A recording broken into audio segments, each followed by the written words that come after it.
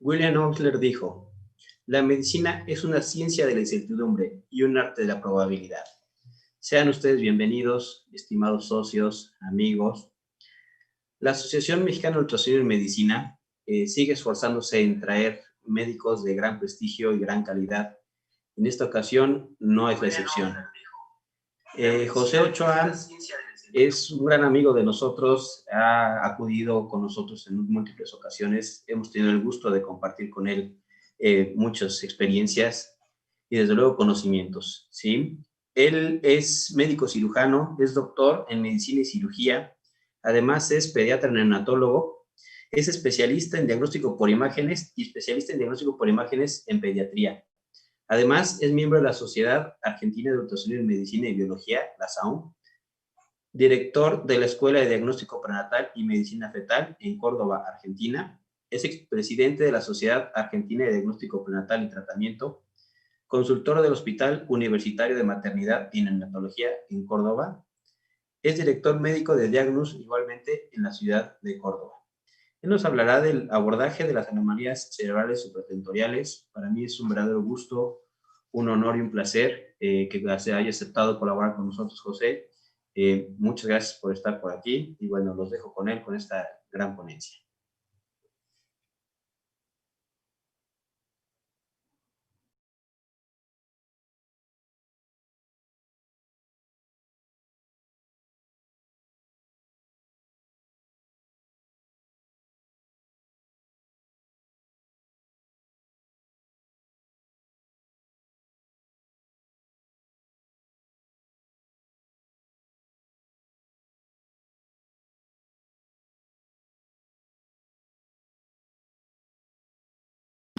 Buenas noches. Para mí es un gran honor estar participando de este webinar con mis amigos de AMUSEM. Realmente quiero llevarles un fuerte saludo desde Argentina y bueno, para todos, especialmente para Jorge Ortega, el doctor Nevares, los doctores Alarcón, el doctor Carlos Santillán, y todos los colegas de AMUSEM y de CMU. Voy a compartir ahora la pantalla.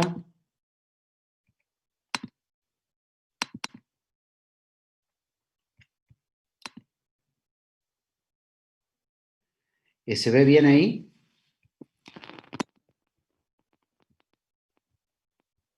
¿Ustedes me ven?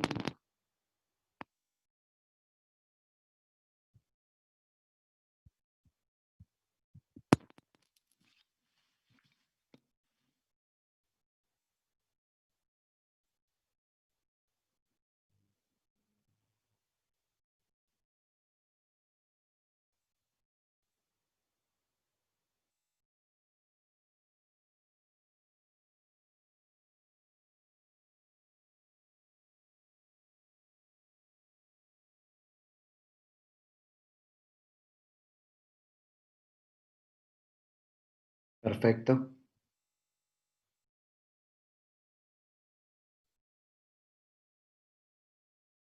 Bueno, aprovecho para agradecerle a Carlitos también la invitación y las palabras que tuvo. Realmente las veces que hemos estado en México la hemos pasado muy bien, hemos sido muy bien recibidos por nuestros colegas y guardamos y atesoramos muchos recuerdos con ellos. Así que para mí es un gusto poder estar participando de estas reuniones de AMUSEM. Bueno, perfecto. Bueno, entonces nos toca hoy hablar de la evaluación de las anomalías cerebrales supratentoriales y por supuesto vamos a dar por sentado que ustedes conocen la anatomía cerebral para poder respetar el tiempo asignado.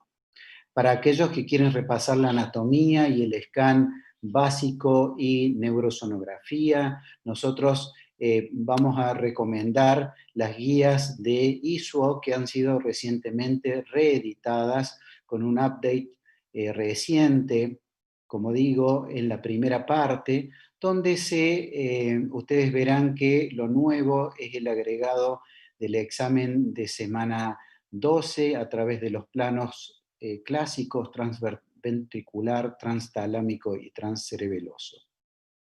Además, algunas menciones a semana 16 y también a lo que sería el complejo cerebral anterior, donde uno muestra los cuernos frontales o las astas frontales, que también nos ayudan en la caracterización de las ventriculomegalias. También,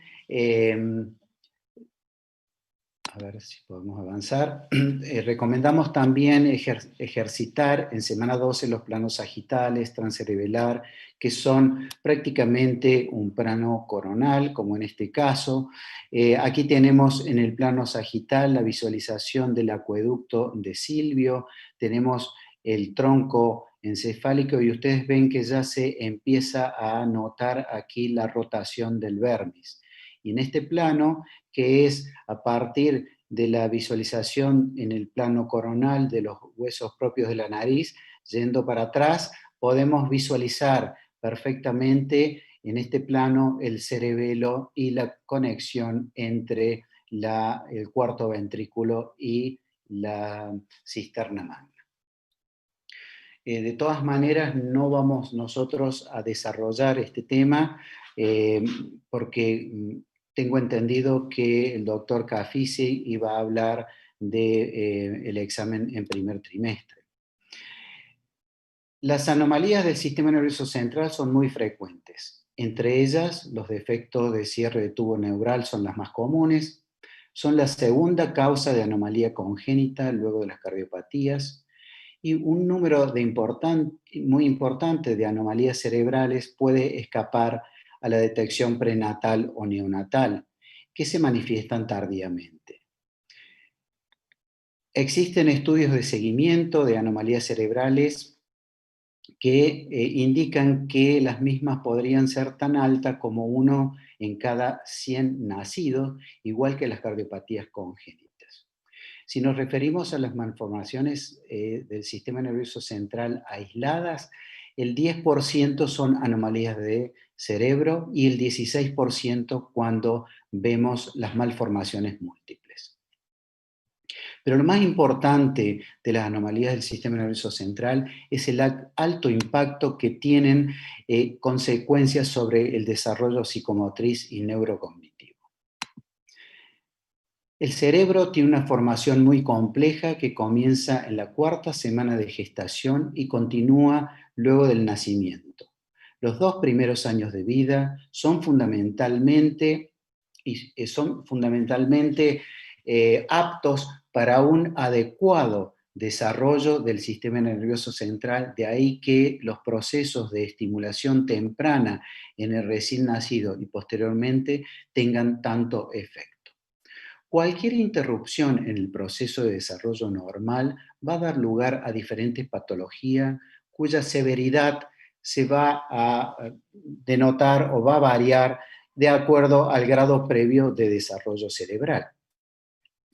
De esa manera en el desarrollo cerebral tenemos ciertos procesos como el proceso de neurulación y de inducción, que conocemos un proceso dorsal que ocurre entre semana 18 y 26 postconcepcional, un proceso de inducción ventral que puede dar lugar al desarrollo de patología. Básicamente, cuando está alterada el proceso de neurulación dorsal, que sería el desarrollo del tubo neural, vamos a poder tener anencefalia, mielomeningocele, etc.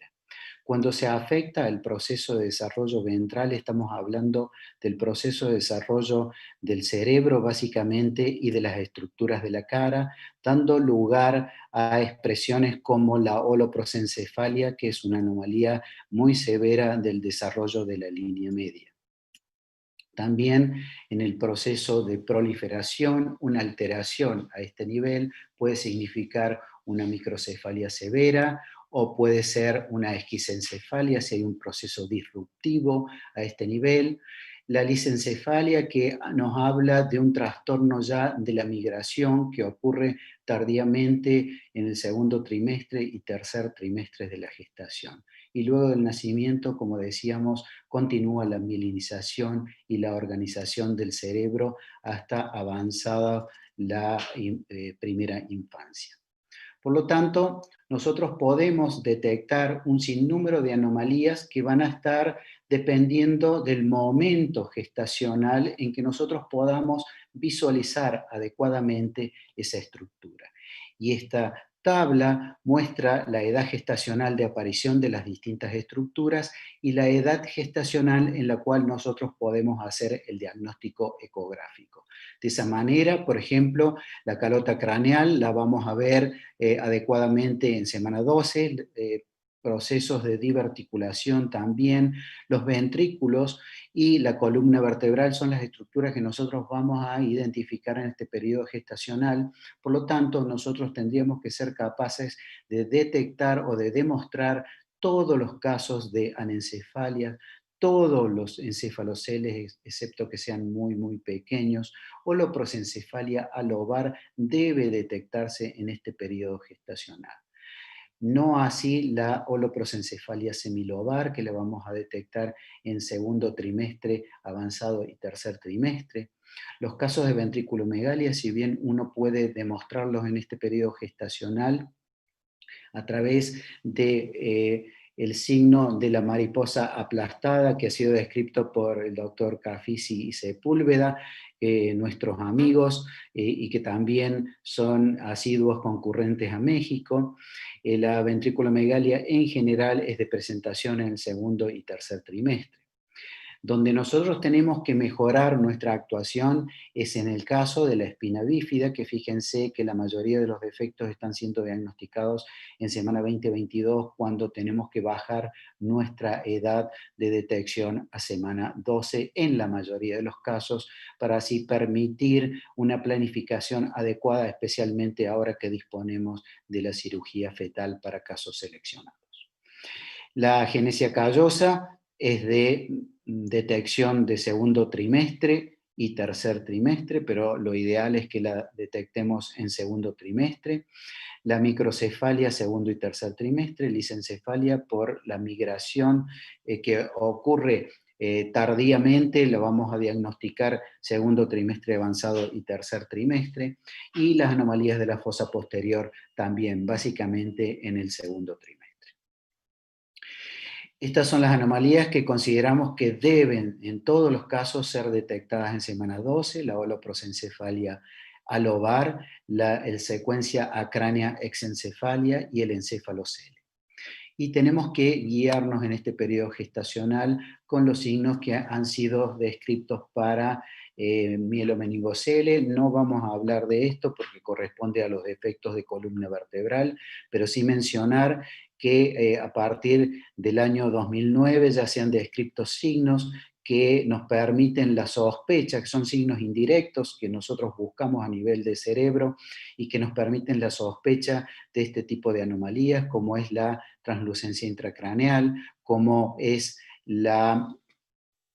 a ver si lo podemos demostrar, como es el recuento de las líneas del tallo anterior, posterior, del plexo coroideo de la meninge, como es la relación tallo-hueso occipital, y también los signos en vistas axiales, como la reducción del diámetro de la cabeza y el desplazamiento posterior de las estructuras con la obliteración de esto que es el acueducto de Silvia. Entonces, todos estos signos nos van a guiar en el diagnóstico precoz o la sospecha precoz de una anomalía de la columna vertebral, una raquisquisis o un mielomeningocele. Recordar también que las anomalías del sistema nervioso central presentan realmente desafíos diagnósticos, sobre todo las anomalías de la migración celular, las anomalías de la línea media, del cuerpo calloso, del cerebelo, lesiones destructivas que pueden aparecer en algún momento de la gestación, tumores y estructuras quísticas, todas ellas producen una alteración que a veces es difícil de diagnosticar y de detectar en un periodo adecuado. Entonces, nosotros hemos desarrollado una sistemática que empleamos en todos los casos del examen cerebral supratentorial, que va más allá de los planos descritos por la ISO en la vista axial. En primer lugar, nosotros tenemos que conocer cómo está la calota craneal, cómo está la biometría, es decir, si el diámetro craneal es pequeño o está incrementado, cómo está la línea media cerebral, el complejo cerebral anterior especialmente, cómo están los ventrículos laterales, si hay dilatación, si hay dismorfia, si hay fusión o comunicación. Las astas frontales de los ventrículos laterales, como decíamos, nos permiten saber si la ventriculomegalia es significativa o no, cómo está la estructura del parénquima cerebral y finalmente cómo está el desarrollo cortical. Nosotros respondiendo a estas 6 preguntas vamos a ser capaces de evaluar de manera adecuada nuestro examen o nuestro sistema nervioso central supratentorial. También hay pasos descriptos que pueden ser resumidos en 3 a 6 pasos para la fosa posterior, que no vamos a hablar en esta oportunidad, pero queda abierta para poder presentar en algún otro momento. ¿Cómo está la calota craneal? Si está presente, si está ausente, si hay deformidades, si hay defectos focales. Y esto es lo que ocurre en la secuencia acráneo-anencefalia o exencefalia-anencefalia. Y ustedes saben que es una secuencia porque el defecto primario es el acráneo, que nosotros vamos a encontrar este aspecto batraciforme de la cara. Es una secuencia porque, como decimos, lo primario es la acránea, posteriormente la extrusión del tejido cerebral hace que con el golpe repetido, el traumatismo, microtraumatismos puedan ir involucionando el tejido cerebral y terminar en una anencefalia.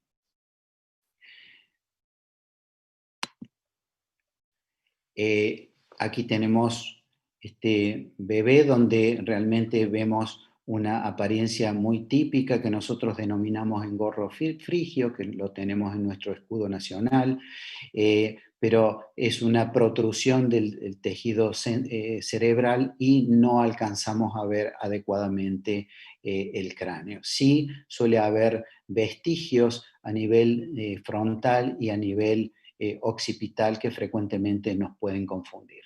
Como una cuestión histórica, tenemos que decir de que la acránea fue uno de los primeros avances de la medicina fetal con el diagnóstico realizado por el doctor Campbell en el año 72. No sé cómo se hacían diagnósticos en ese momento, pero estos son transductores que eran estáticos y uno iba desplazando el transductor mientras se producía la imagen y era una sola imagen, pero aquí tenemos una calota craneal y aquí tenemos la falta de esa calota craneal demostrando que esto era una anencefalia. Los cefaloceles, tenemos que recordar que tenemos que hacer un examen completo de la calota craneal buscando masas extracraneales, ya que pequeños defectos en el cráneo van a pasar frecuentemente desapercibidos. Entonces el diagnóstico se hace a partir de una estructura que está sobresaliendo del cráneo.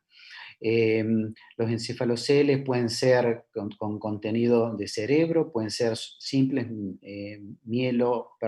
meningoceles o pueden ser meningoencefaloceles, dependiendo de su contenido. En segundo lugar, vamos a mencionar cómo está la biometría. En lo referente a microcefalia tenemos que determinar cuán pequeño debe ser el cráneo para que lo podamos catalogar de microcefálico. Hay un acuerdo general que tenemos que estar por debajo de los menos 3 desvíos estándar para catalogar un niño con una microcefalia fetal. Y esto es porque se incluye la menor cantidad de población fetal. Sabemos que durante la epidemia de Zika, especialmente en Brasil, se adoptó los -2 desvíos estándar para hacer una sospecha diagnóstica temprana de la posibilidad de una microcefalia. Pero esto es en casos excepcionales, porque si en la rutina nosotros tomamos esta medición de -2 desvíos estándar, vamos a estar incluyendo el 2,3% de la población, lo cual es extremadamente alto. Por otro lado, tenemos que asegurar la edad gestacional con la ecografía de primer trimestre, tenemos que correlacionar con otras medidas como es fémur y húmero y establecer un control evolutivo. La microcefalia, ustedes saben, es un defecto de la proliferación neuronal, es un término descriptivo que abarca varias patologías, entre las cuales se cuentan las infecciones, los teratógenos como causa, sobre todo síndrome alcohólico fetal, la cocaína que está tan de moda y que seguramente hay un consumo importante, no solamente en su país, sino también en Argentina, que ya dejó de ser un país de tránsito para ser un país de consumo. El ácido retinoico que se da a las adolescentes muy temprano en la gestación puede inducir estos defectos de cierre de tubo neural. Patologías como la fenilcetonuria, que son enfermedades metabólicas, aunque son raras, pueden producir este tipo de trastornos, traumas o hipoxia materna, anomalías cromosómicas, como ustedes conocen, la trisomía 13, la trisomía 18, síndromes genéticos, etc. Y también los defectos de cierre de tubo neural que van a producir una microcefalia. Antes decir de que no solamente nos orienta el diámetro transverso del cráneo y el diámetro anteroposterior con el perímetro cefálico, sino que también la fascia típica con el downsloping que le dicen los ingleses, es decir, la frente que se va hacia atrás y que es bastante característico de los casos de microcefalia. Acá tenemos un caso en el cual hay una reducción muy marcada de los diámetros cefálicos, y no solamente reducción, sino deformidad, pero además acompañando a un encefalocele frontal. Fíjense que es de difícil diferenciación, en este caso es bastante más elocuente con la protrusión del tejido cerebral a través de este defecto a nivel parietal superior. En cuanto a la macrocefalia, tenemos que decir que mucho nos ha influido este estudio excelente del doctor Gustavo Malinger, donde ellos toman 98 casos de macrocefalia y encuentran que 82 eran aisladas, es decir, no estuvieron asociadas a otra patología, salvo una condición familiar, y que solamente en 16 casos de estos 98 eran sindrómicas, y esto estaba asociado con malformaciones cerebrales asociadas, con presentación más temprana, y todos estos casos eran con diámetros cefálicos superiores a más 2,5 desvíos estándar. Entonces, a partir de allí, nosotros consideramos que este sería el límite para comenzar a hablar de macrocefalia. Recordar que no todas van a ser diagnosticadas en útero. La tercera pregunta se refiere a cómo está la línea media cerebral, y recuerden que la línea media cerebral es compleja porque allí se agrupan un sinnúmero de estructuras supra e infratentoriales que merecen ser analizadas.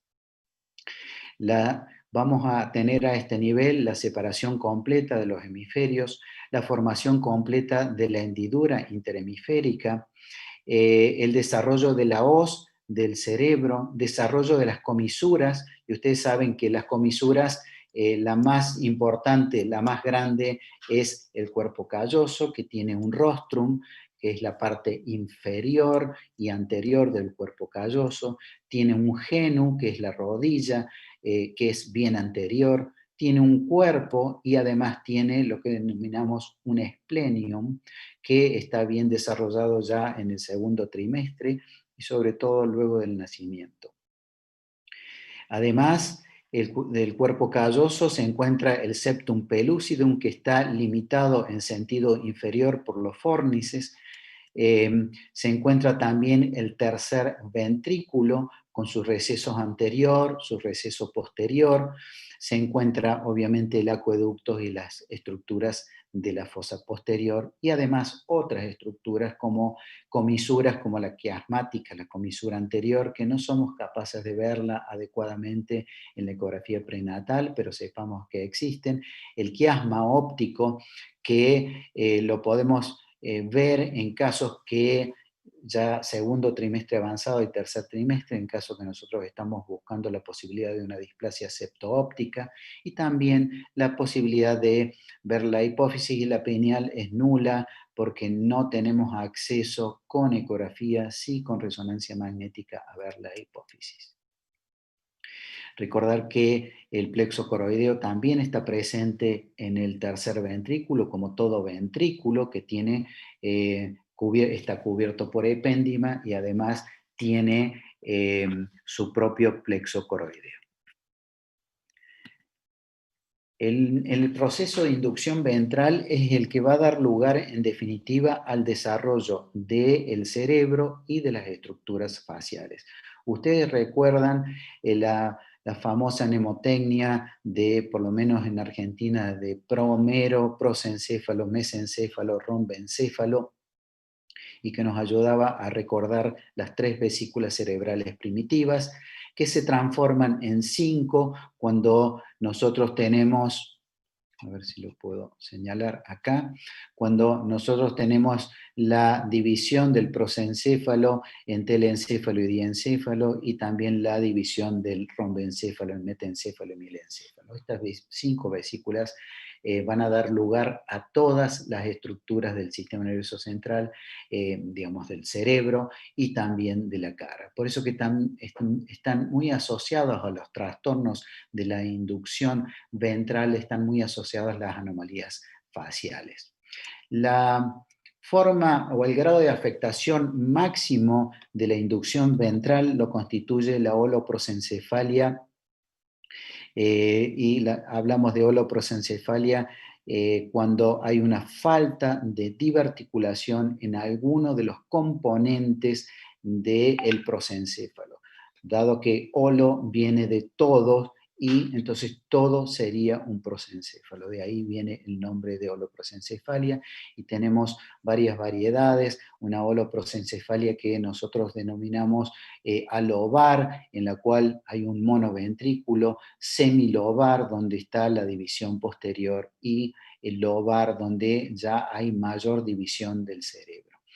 Este trastorno ocurre entre los 18 y 28 días postconcepcionales, tiene mayor frecuencia en abortos espontáneos. 1 cada 250 abortos espontáneos pueden tener una holoprosencefalia, y corresponde a una serie, a un gran espectro de anomalías del cerebro y de la cara. Incluso algunos incluyen dentro de estas anomalías de la diverticulación, las alteraciones del cuerpo calloso, las alteraciones del septum pellucidum, etc.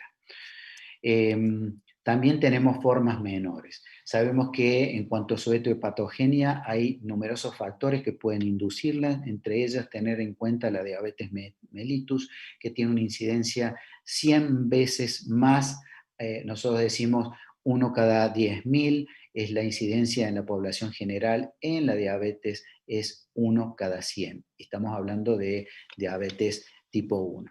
Fármacos, como ya mencionamos también el ácido retinoico, infecciones sindrómicas en un 25% de los casos, cromosómicas hasta un 50% de los casos, y aisladas, lo cual no quiere decir que no sea génica, sino que sean descriptos, y ya van 14 los genes que están descriptos y que informan para holoprosencefalia, porque existen numerosos genes y vías de señalización para el desarrollo de la línea media cerebral, que resultan en procesos de inducción y de desactivación, y mecanismos de retroalimentación que van a dar origen a el desarrollo del cerebro.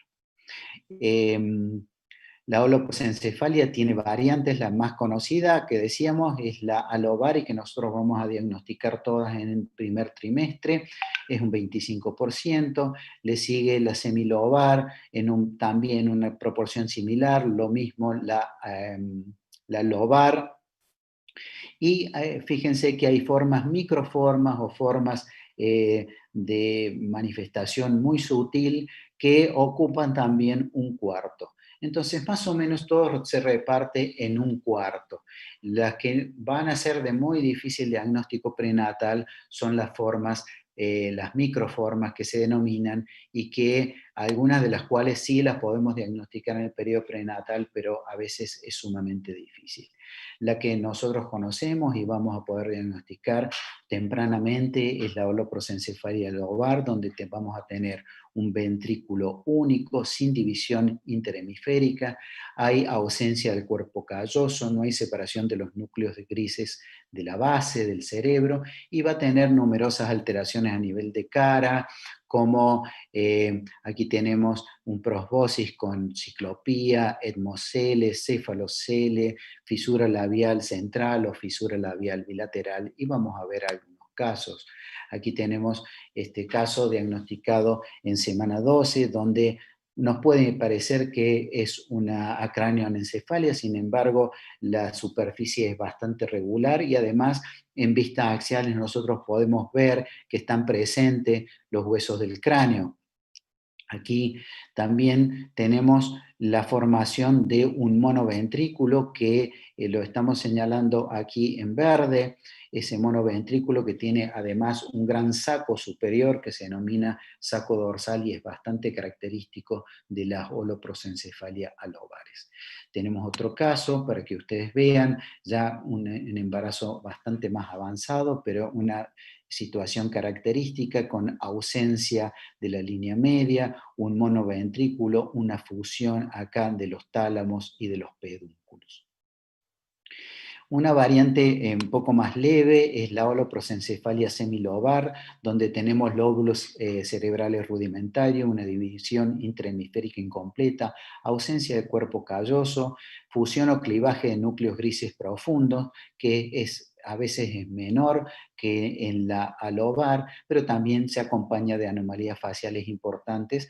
En ocasiones puede ser relativamente normal dependiendo cuál sea la etiopatogenia de la holoprosencefalia.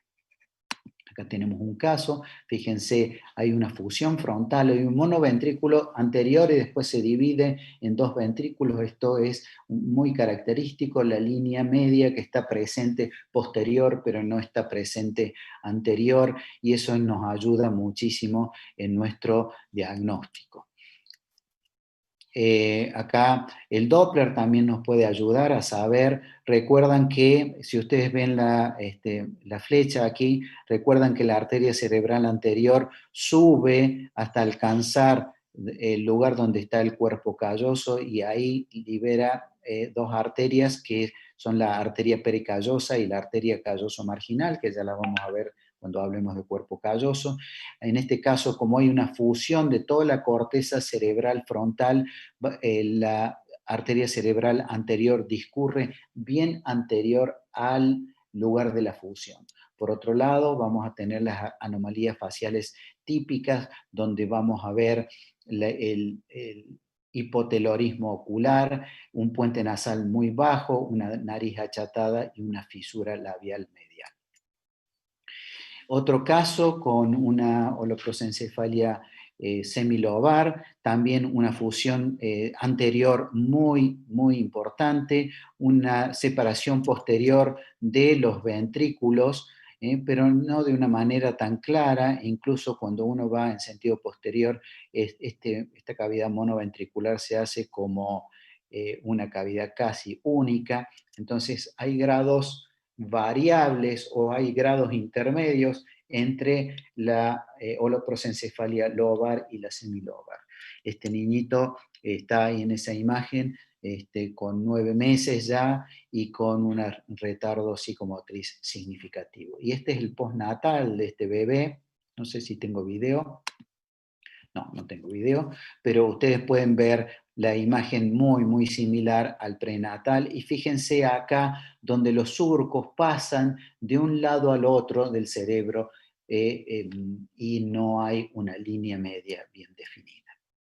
La holoprosencefalia lobar es realmente un reto diagnóstico porque los lóbulos cerebrales están completamente desarrollados, hay una división interhemisférica distintiva, hay una fusión a nivel de la neocorteza frontal, pero a veces no es tan marcada, hay hipoplasia del cuerpo calloso, el cuerpo calloso se forma, pero es digenético, hay fusión de fórnices y a veces no hay un clivaje tan bueno de los núcleos, de los núcleos grises de la base, pero en ocasiones los núcleos grises están completamente separados y eso es lo que puede llegar a confundir.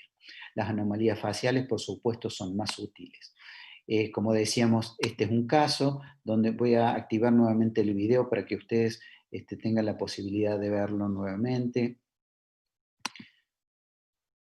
Y tenemos acá la línea media, fíjense que a este nivel todavía hay línea media, ahí no hay línea media, bien anterior, acá tampoco hay línea media, es decir, hay un tejido cerebral que no es el cuerpo calloso y que está pasando por debajo de la hendidura interhemisférica. Bueno, estas son más imágenes de lo mismo, acá el cuerpo calloso que está desarrollado, pero está un poco posterior y además está engrosado. ¿Nos ayuda el Doppler? Sí, también nos ayuda el Doppler. Fíjense que la arteria cerebral anterior, si bien no se va tan anterior como les mostré previamente, pero está bien anteriorizada y recién ahí alcanza este cuerpo calloso que es rudimentario y además las anomalías faciales. Después hay variantes intermedias o lo que se conoce como variante interhemisférica, donde hay una fusión en la línea media, en la parte frontal posterior y parietal anterior. Esto es una variante que ha sido descripta hace relativamente poco tiempo y la fusión se ve a nivel, a este nivel podemos ver que hay pasaje de tejido cerebral de un lado a otro, hay una fusión de los ventrículos, no sé si ustedes tienen la compañía Movistar allá, pero nosotros decimos es el signo del Movistar porque tiene como una M aquí y que es bastante característica de esta variante interhemisférica. Ojalá les sirva eso de mnemotecnia. Y este es el mismo paciente en el postnatal donde nosotros vemos esto que parece ser cuerpo calloso, no es cuerpo calloso, sino es tejido cerebral que está pasando justo o exactamente en la línea media, constituyendo esta variante que es bastante rara y ha sido denominada también sintelencefalia. El doctor Malling ha descrito dos casos, este es de la bibliografía, y en este caso es muy similar, nada más que en nuestro caso no tenía, voy a volver, no tenía prácticamente desarrollo de cuerpo calloso, sin embargo aquí hay algún grado de desarrollo de este cuerpo calloso. ¿Cuál es el manejo antenatal de la holoprosencefalia? Es la anomalía fetal profunda que no puede ser tratada y tiene alto impacto sobre el desarrollo cognitivo.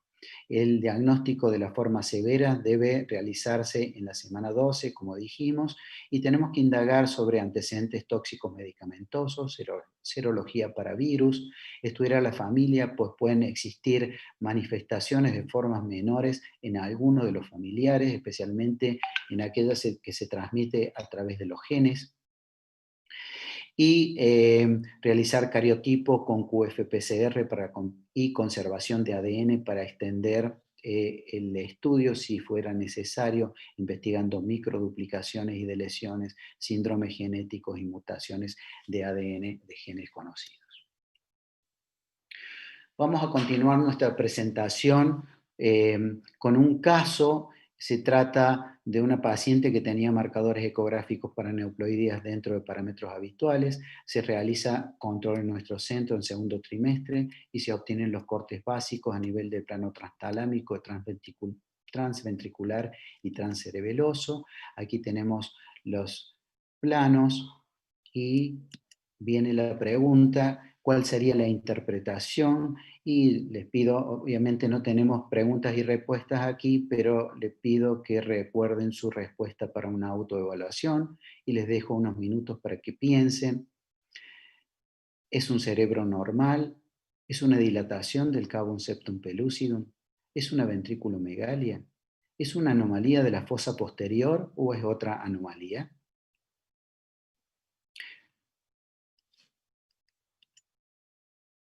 Esta es la imagen llamativa donde nosotros tenemos lo que parece ser un cavum septum pellucidum, pero no es un cavum septum pellucidum. ¿Por qué?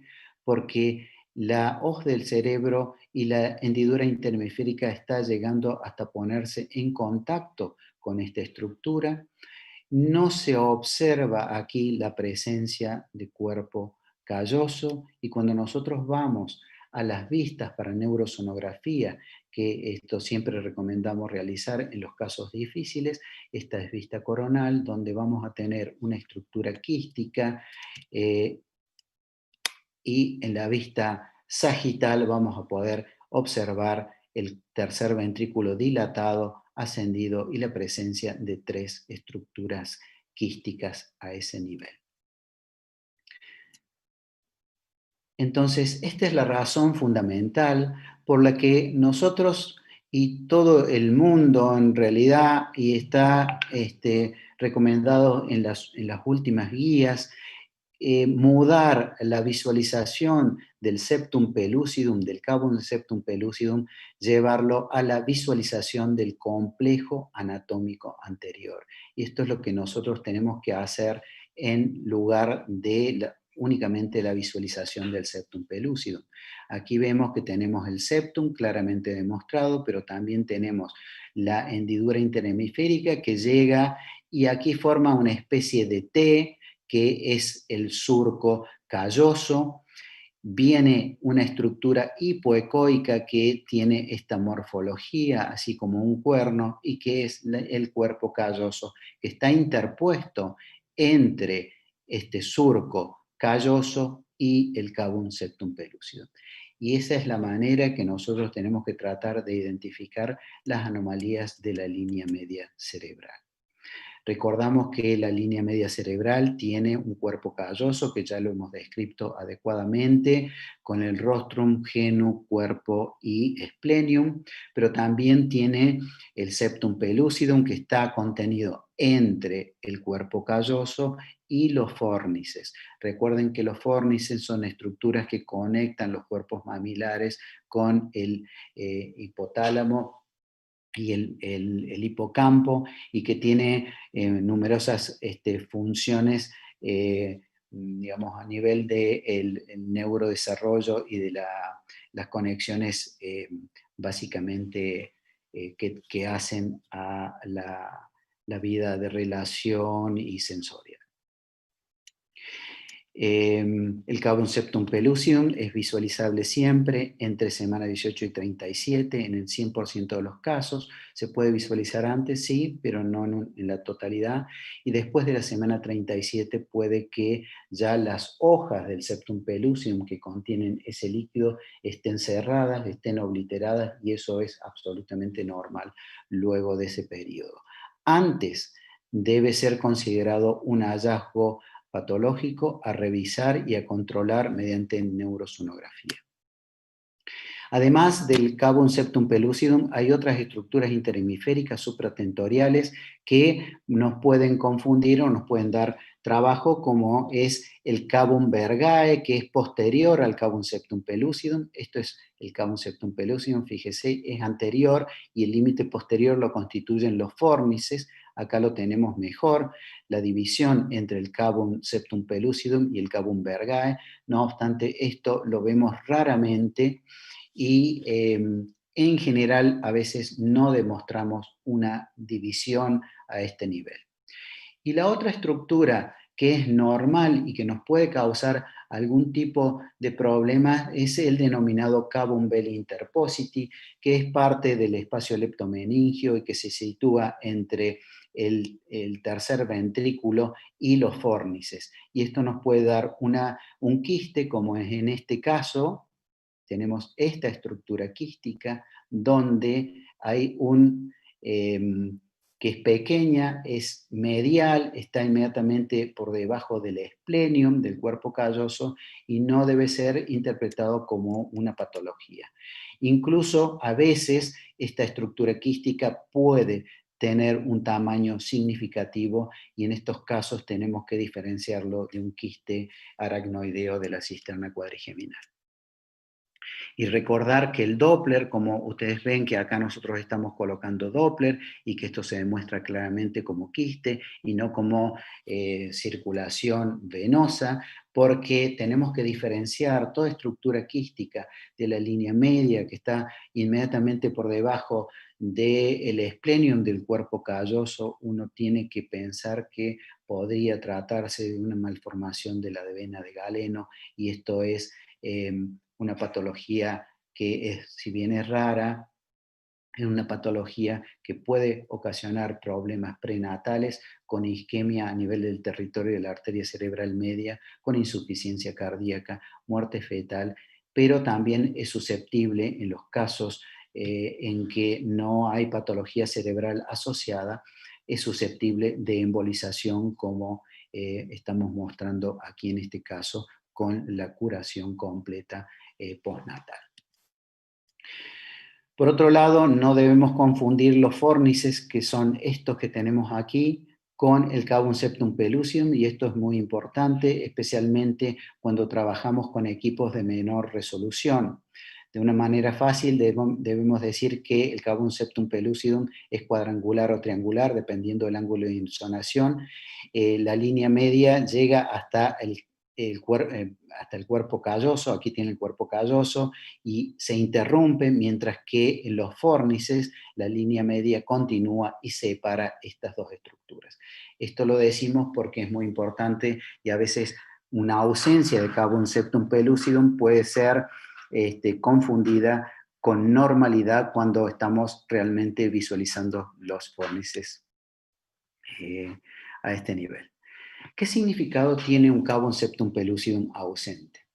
Y ya voy, Jorge y Carlos, ustedes me dicen cómo vamos con el tiempo. Es una presentación larga y la podemos acortar, la podemos interrumpir. No sé cómo es la programación en cuanto a si nos podemos exceder un poco en el tiempo.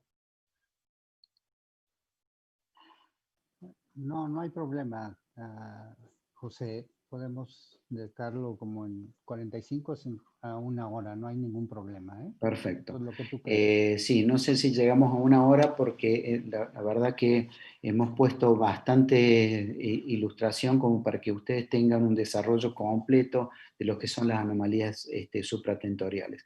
Pero vamos a tratar de enfocarnos en la parte iconográfica más que en el resumen, porque todo esto está siendo grabado y ustedes van a tener acceso seguramente a las diapositivas. ¿Qué significado tiene un Cavum septum pellucidum ausente? Puede estar asociado con agenesia de septum pellucidum, displasia septo-óptica, agenesia callosa, holoprosencefalia, etcétera, etcétera. Y aquí tenemos en este caso una ausencia del septum pellucidum. Fíjense dónde están las líneas que aparecen ahora, ahí es donde debiera estar el Cavum del septum pellucidum, y está ausente. Acá tenemos otro caso con una amplia comunicación. Fíjense que está comunicado, no se ven las hojuelas del septum pellucidum, y además estamos viendo un Cavum belli interpositi que no tendría mayor connotación. ¿Cuál es el significado? Bueno, ha sido relacionado básicamente con trisomía 18 y con de lesión 22q11, cuando hay un incremento de tamaño del Cavum septum pellucidum. Y esto es importante en estos casos, poder visualizar si existen anomalías extracerebrales asociadas, especialmente a nivel cardíaco y miembros. En cuanto a las anomalías del cuerpo calloso, tenemos que decir, y nos vamos a referir básicamente a la agenesia callosa, que puede ser completa, parcial, o en ocasiones puede haber una hiperplasia o hipertrofia callosa. Sabemos que el cuerpo calloso a la semana 18 ha adoptado su forma final y que posteriormente crece en espesor y caudalmente en longitud. Ustedes se pueden referir a las tablas mencionadas, pero como una mnemotecnia, el cuerpo calloso tiene que tener un par de milímetros más, 4 o 5 milímetros más que la edad gestacional, por lo tanto tienen una mnemotecnia para poder analizar si estamos frente a un cuerpo calloso normal. Fíjense, este es un embarazo de 15 semanas donde ya estamos viendo la estructura con ecógrafos de mayor resolución. Pero a partir de la semana 18, como decíamos, vamos a ver el cuerpo calloso de una manera mucho más nítida y que no nos va a dejar duda en cuanto a su conformación. ¿Cómo vamos a hacer el estudio del cuerpo calloso? A través de signos directos, es decir, directamente la falta de visualización del cuerpo calloso, obviamente es el signo más importante que nos va a orientar en cuanto al diagnóstico de este tipo de anomalías. Pero hay una serie de signos indirectos que están descritos porque no siempre es tan fácil decir directamente falta el cuerpo calloso. Frecuentemente nos valemos de signos indirectos que los vamos a ver tanto en planos axiales como coronales o sagitales. Entonces, aquí tenemos signos indirectos. Decíamos, tenemos que ver la hendidura interhemisférica que llega y se pone en contacto con el cuerpo calloso, y por debajo del cuerpo calloso el cavum septum pellucidum. Aquí también el cavum septum pellucidum tendría que estar en esta localización y esto está ausente en estos casos. La hendidura interhemisférica llega a ponerse en contacto con el tercer ventrículo.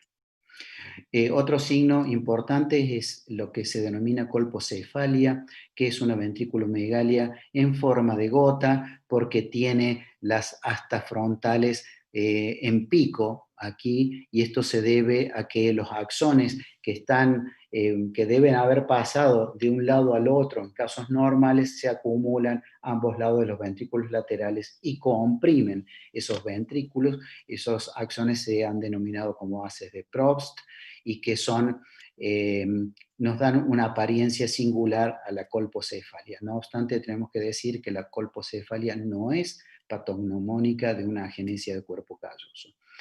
¿Qué otros signos indirectos tenemos? Los ventrículos en paralelo. Fíjense, estos son los ventrículos, este es un ventrículo, este es otro ventrículo, aquí tendría que estar el cavum septum pellucidum, que no está. Y los ventrículos normalmente tienen esta conformación, se acercan a este nivel donde está el cavum septum pellucidum, a la línea media, y después se vuelven a alejar tanto en sentido anterior como posterior, en forma de una S itálica bien abierta. Lo que pasa en la agenesia del cuerpo calloso, como decíamos, los axones ocupan la línea media y por lo tanto desplazan lateralmente los ventrículos y los comprimen.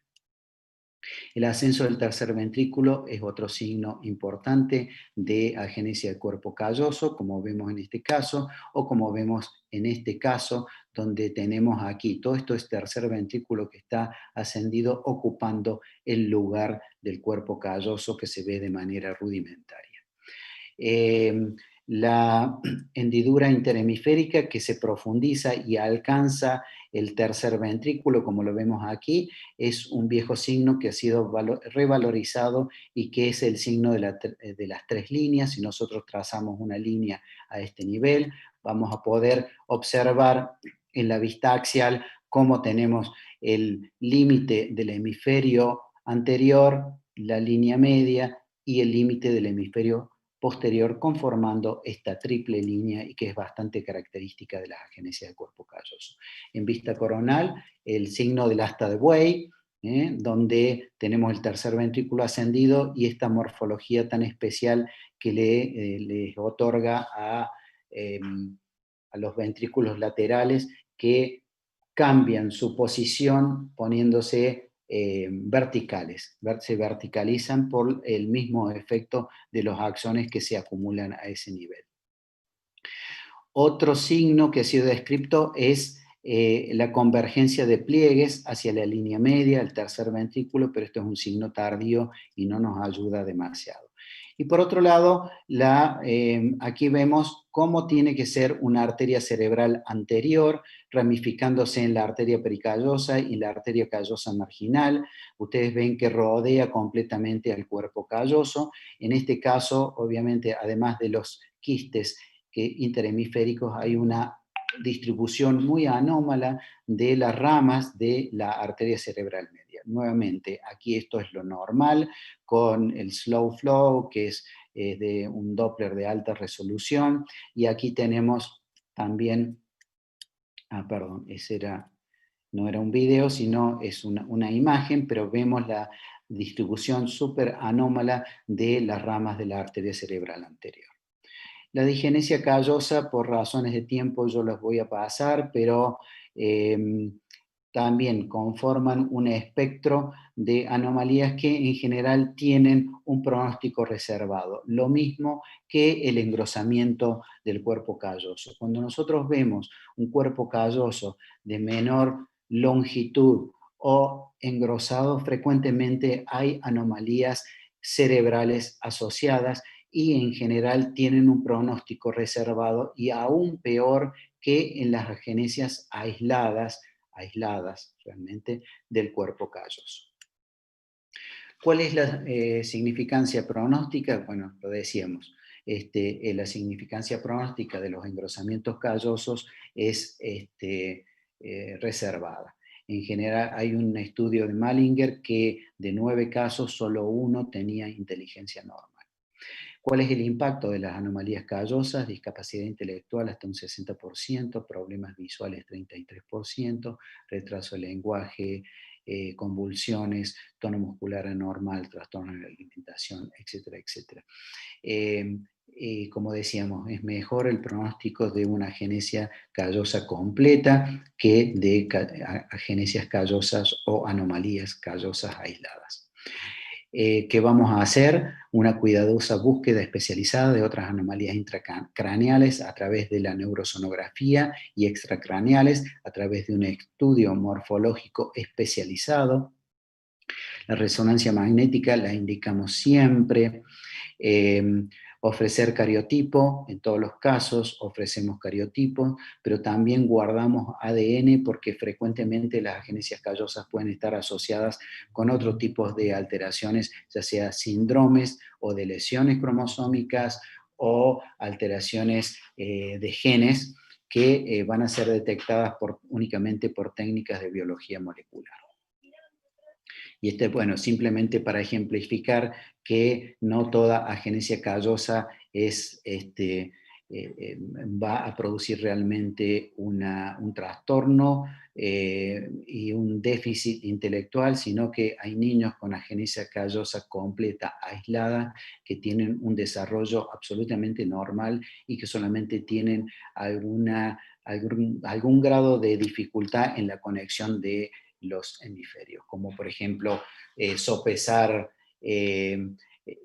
objetos que están en diferente mano. ¿Cómo están los ventrículos laterales? Vamos a apurar un poquito.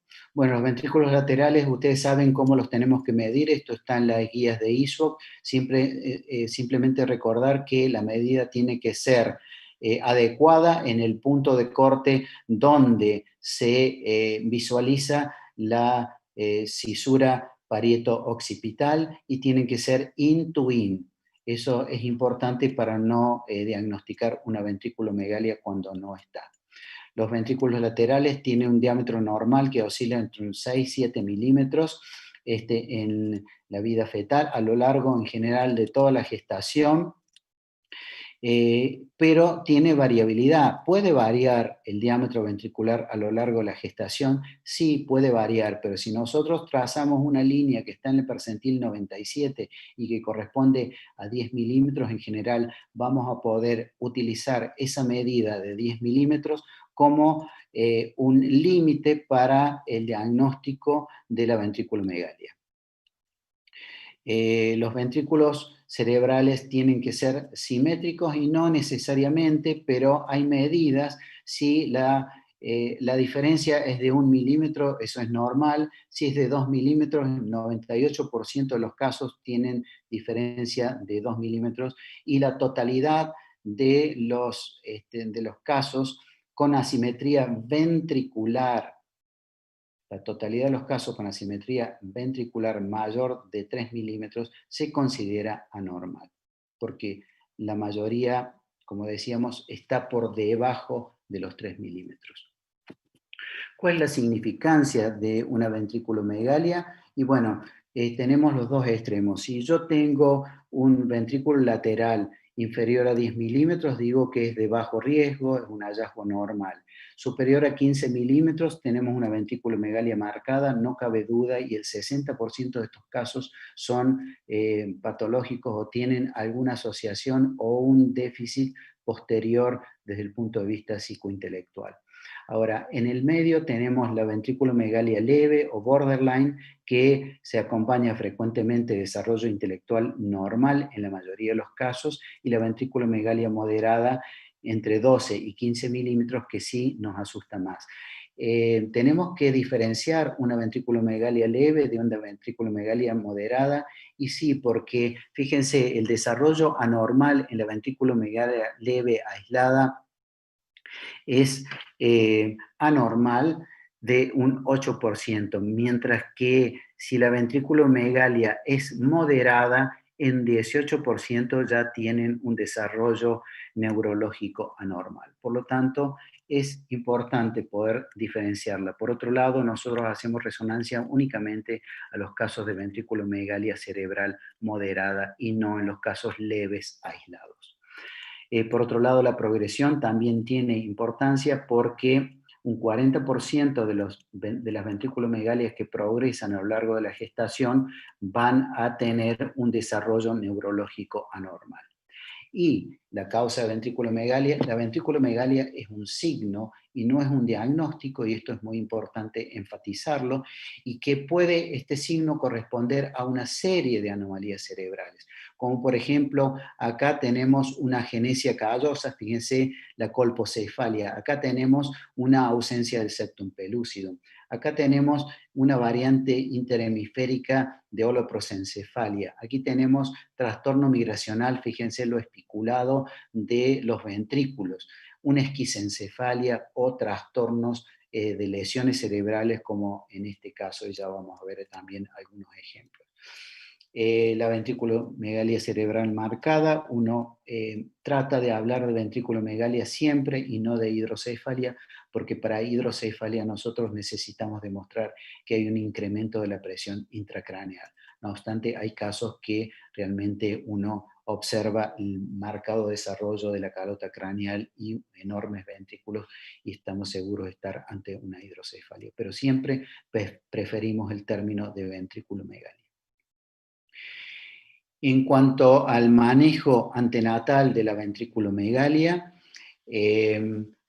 realizamos siempre neurosonografía, resonancia magnética en los casos moderados y severas, o si es progresiva o está asociada con otra cuestión. El cariotipo siempre lo recomendamos, sobre todo cuando hay alguna cuestión asociada, y el incremento de riesgo para trisomía 21 está en 27 veces cuando hay alguna asociación, y si está absolutamente aislada la ventriculomegalia, aumenta casi 4 veces el riesgo para trisomía 21. El array, como decíamos, sería importante pedirlo, lo que pasa es que todavía tenemos una cuestión de costos en nuestros países latinoamericanos, tenemos que excluir toxo, citomegalovirus y zika virus, y obviamente tenemos que realizar un análisis especializado. Cuando la ventriculomegalia no está aislada, ya sea malformativa o adquirida, bueno, el pronóstico no es bueno. Y cuando está aislada, el pronóstico es mejor, especialmente en los casos leves y moderados, pero tengamos en cuenta de que hay numerosos falsos negativos y un 13 a un 28% pensamos que es aislada y finalmente al nacer encontramos alguna otra asociación. Entonces es relativo el término de aislada. Bueno, nos quedarían dos ítems, que es la estructura del parénquima cerebral y por otro lado el desarrollo de surcos y cisuras, que yo en honor al tiempo lo dejaría, o quizás para otra presentación podemos hacer una cuestión un poco más profunda. Si ustedes me permiten, voy a pasar a las últimas diapositivas para hacer la conclusión.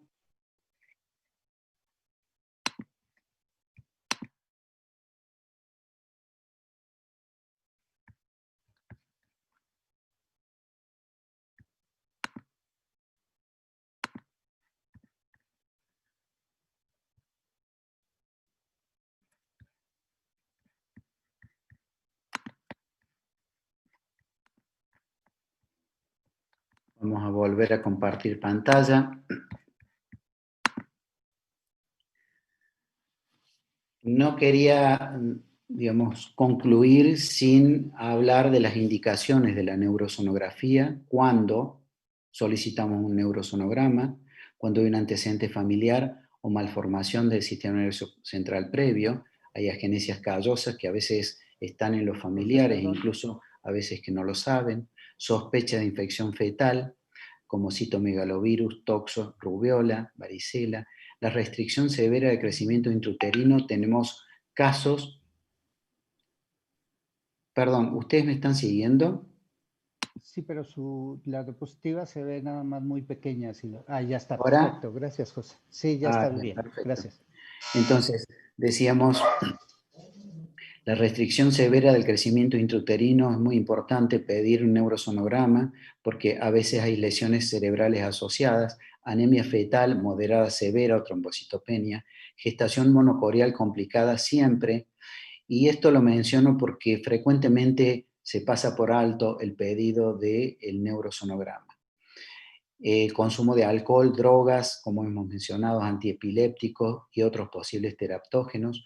Cuando hay una biometría cerebral anormal, sospecha de anomalía cerebral en la ecografía de rutina, por supuesto, anomalías extracraneales, seguimiento de anomalías y también pre o post resonancia magnética. A veces terminamos de unificar los métodos luego de hacer la resonancia magnética. Entonces, en cuanto al estudio sistemático del sistema nervioso central, tenemos que decir que si estamos frente a una gestación de bajo riesgo, tenemos que hacer los planos básicos que indica la ISUOC, el transventricular, el transtalámico, el transcerebelar. Observamos la anatomía normal y está todo normal, por lo tanto vamos a decir que este bebé o que esta mamá es portadora de un bebé con bajo riesgo para anomalías del sistema nervioso central. Por otro lado, si hay dudas o dificultades en la visualización, la gestación, como dijimos, es de riesgo y la anatomía está alterada, vamos a indicar un neurosonograma.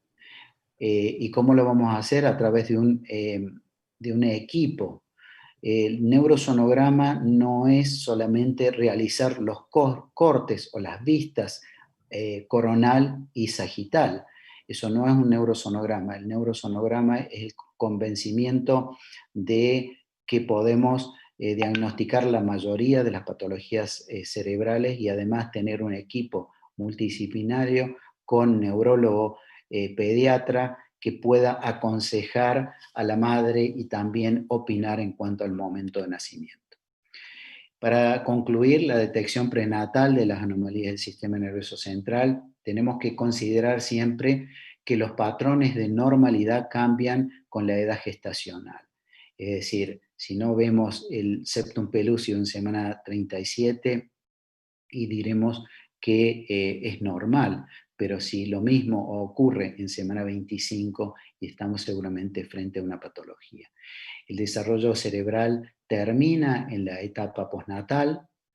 Una ecografía normal en primer trimestre no excluye patología. Una ecografía normal en segundo trimestre no excluye patología. Recordar también que las lesiones son evolutivas y que la ventriculomegalia debe ser seguida a lo largo del tiempo para ver si hay algún cambio que nos indique que puede haber alguna patología subyacente. El tipo de examen según complejidad, bueno, en el screening de semana 20-24 confirmamos la normalidad con los planos básicos y, como decíamos, conocer las vistas de neurosonografía es importante, pero no implica el conocimiento profundo. Entonces, voy a dejar por ahí, si ustedes quieren hacer alguna pregunta en cuanto a la patología del cerebro, del parénquima cerebral básicamente, o si quieren que hablemos algo del desarrollo cortical, lo podemos hacer.